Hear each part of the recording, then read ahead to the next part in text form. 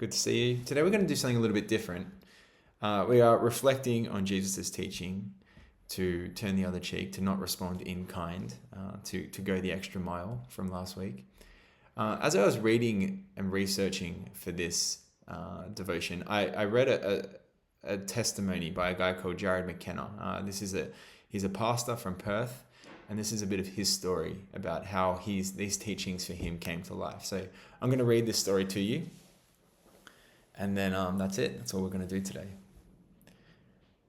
I was 18. It was my first year in university, studying fine arts. I was coming on the train, and I had been reading Martin Luther King Jr. for the first time.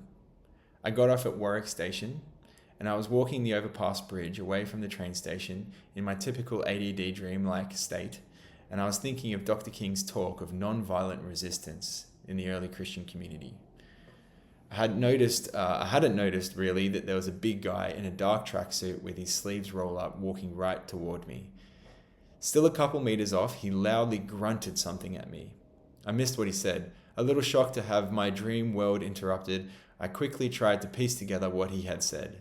I definitely heard the word money. Thinking he was asking for a few bucks to catch the train, I got my wallet out. Bad move. Lunging at me with his fist clenched and the other hand reaching for something in his pocket, he yelled, "Give me your money." He actually said a sentence along these lines with words that you can't say in front of your mum. At the next point, a number of things went through my mind, including some other words that you can't say in front of your mum. And a number of things flashed through my head that years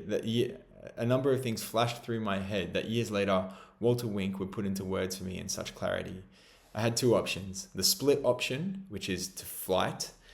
The only problem was that the backpack I was wearing was full of art equipment, and so if I ran, my getaway would be at best described as a waddle. Not to mention this guy is huge, so not really an option for me.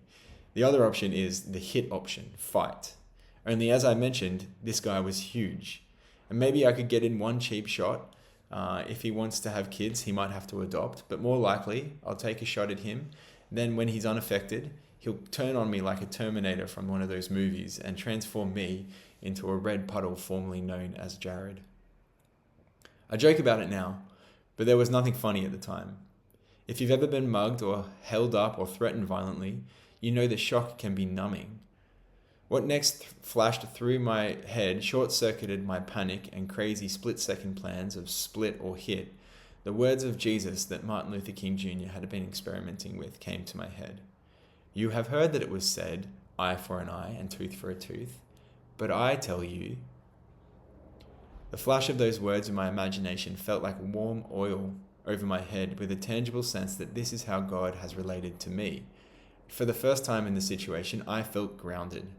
I had already gotten out my wallet, so I reached in and gave him what I had, which was only $10. You'd think he had known better than to have chosen an art student as his victim. I'm still not really sure why, but I didn't simply hand over the money. I stuck out my hand and I said, "I'm Jared." Wide-eyed and with mouth open, he grabbed my hand and grunted, "James." Surprised and confused, I said, "No, Jared." To which, with a surprise that met mine, he said, "No, I'm James." "Oh," I said. There was an awkward pause. This was by far the weirdest passing of the peace that I'd been involved with. I noticed his arm. The bruising ran all along it, interrupted only by the scarring that rivaled a pincushion. James's arm was offered to me like an icon in an Orthodox worship service, to contemplate the depth of his pain and all the desperate attempts to escape it.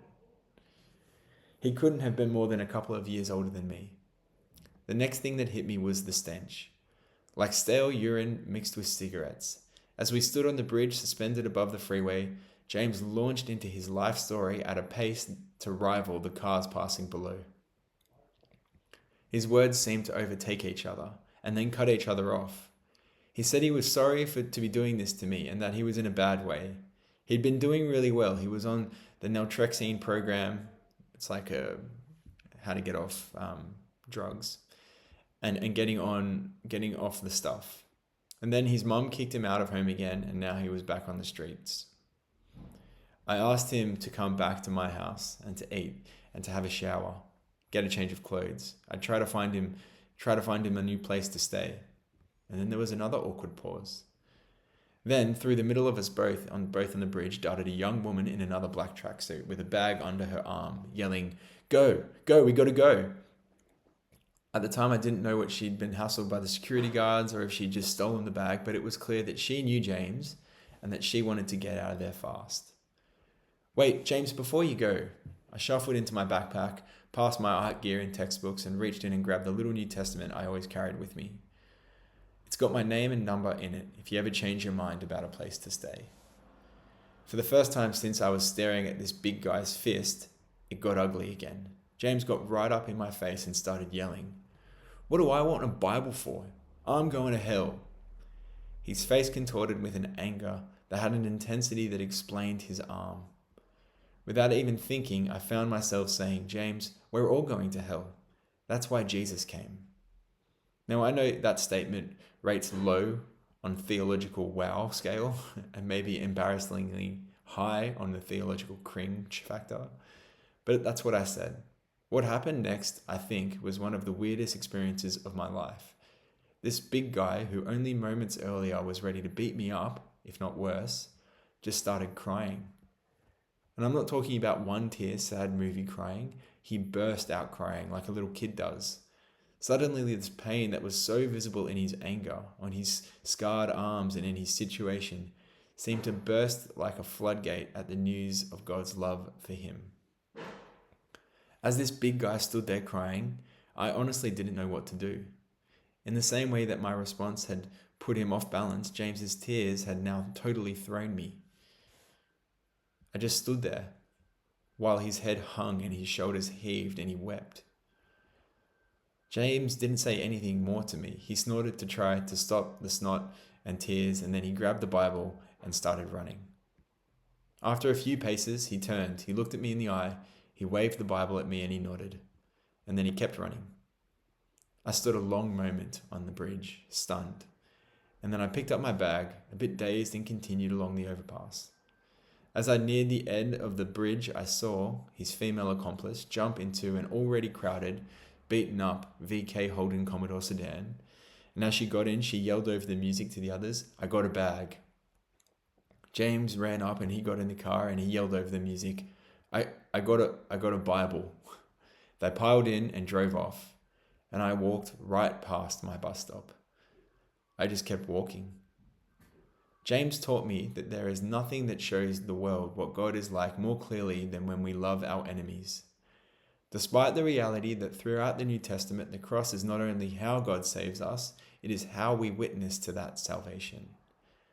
I am aware that enemy love still scandalizes many a fundamentalist and a liberal alike. Who wants a savior who loves their enemies, who we want to kill? Who wants to witness to a God whose love falls like rain on the just and the unjust alike? Who wants a God who longs to heal those who have hurt us and so they hurt no more? Who wants a Christ who comes to us in our pain, the pain that we want to run away from? Hope you enjoy that story.